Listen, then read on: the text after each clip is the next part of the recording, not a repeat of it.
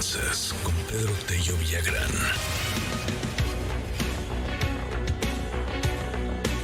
Hoy los datos del Coneval están en las primeras planas prácticamente de todos los periódicos. Crece la pobreza 7.3%, ya lo escuchábamos hace unos momentos, eso está en Reforma. Los pobres en extremo llegan a 10 millones, 24% más. Estamos hablando que en el 2018 había 51.9 millones de pobres. En el 2020 hay 55.7 millones de pobres. Esto puede ser que todavía se incremente más al terminar el 2021. Los jóvenes más pobres y los adultos menos pobres. La pobreza por grupo de edad también es muy interesante. Entre 12 y 29 años de edad, estamos hablando de 46% de pobreza entre este sector de la población. De 85 y más, bueno, pues son un poquito menos, 37.9. Es un país que tiene 126 millones y en donde pues prácticamente la mitad está en una situación de pobreza. Querido Pedro, ¿qué datos, qué números y qué lacerante lo que estamos viviendo? ¿Cómo estás, Pedro? ¿Cómo lees todo esto? Buen día. Luis, buenos días. Qué gusto saludarte a ti y a quienes nos escuchan. Los datos están a la vista de todos, no los voy a repetir, solamente diría yo 4 conclusiones que vale la pena mantener en la mente a propósito de la radiografía que define el presente de nuestro país y condiciona el futuro inmediato de la mayor parte de la sociedad mexicana. México hoy es un país con un aumento considerable en el número de pobres y de pobres extremos. México es hoy, además, un país donde el porcentaje y el número de mexicanos que tienen problemas o carencias para acceder a los servicios de salud se ha incrementado también significativamente. 3. México es hoy también un país en el que el rezago educativo también se ha acrecentado. Así que, independientemente de que hablemos de los datos de pobreza de los que has dado cuenta ya, Luis, vale la pena no perder de vista que estamos hablando de una sociedad más polarizada, de una sociedad donde el acceso a la salud, que es un derecho constitucional, no se está cumpliendo a cabalidad, y donde también la mejoría en el acceso a los servicios de educación se ha convertido en una frase que parece cada vez más vacía. Y la pregunta que tendríamos que hacernos ahora es, ¿qué habría pasado en México si el gobierno federal de Andrés Manuel López Obrador no hubiera aplicado esa estrategia de gasto social en apoyo a los jóvenes construyendo el futuro, en apoyo a Sembrando Vida, en apoyo a los adultos mayores y a todos estos programas de corte social que se aplicaron durante estos primeros años de su gestión?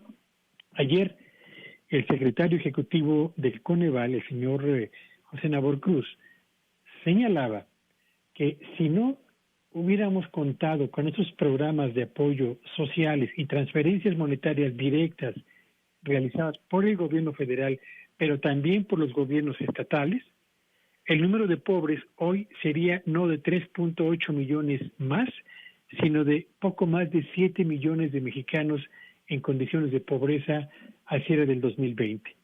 Y yo creo que se trata de una aproximación interesante, pero inexacta.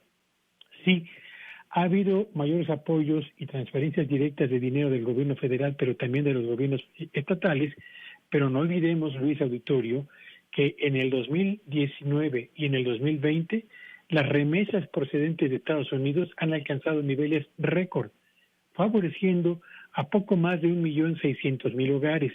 Y no olvidemos también que en México la informalidad se ha convertido, junto con las remesas y por supuesto también con las transferencias directas del gobierno federal, en la red de protección que ha impedido que un número creciente y considerable de mexicanos se sume a las filas de pobreza y de pobreza extrema.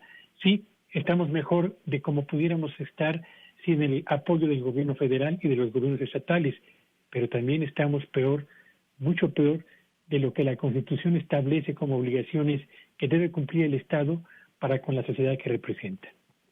Qué cosa, ¿eh? Qué cosa lo que nos estás diciendo, Pedro. Me quedo también con estos datos que nos das en torno a lo que puede suceder con los programas sociales, el buen manejo de los mismos, y uno también se puede poner a pensar qué pasaría si no se hubiese metido tanta inversión, a lo mejor en Dos Bocas, a lo mejor en el aeropuerto y la cancelación del mismo, el Tren Maya que se insiste en construir, comprarnos la refinería de Deer Park. O sea, todo esto a lo mejor también hubiera reducido significativamente el número de pobres que tenemos hoy.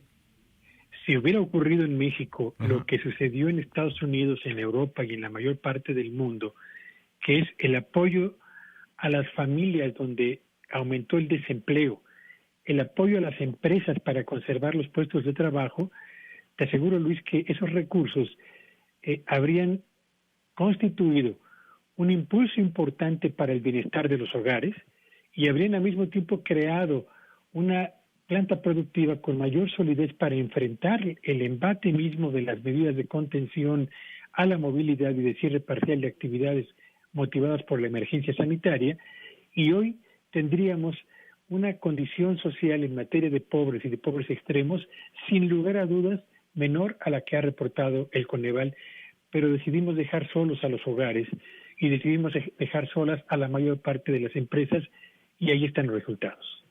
Gracias, Pedro. Te seguimos en tu red. ¿Cuál es? Sígame en Twitter, en @Petello Villagrán, y que tengan un espléndido fin de semana. Gracias. Es Pedro Tello.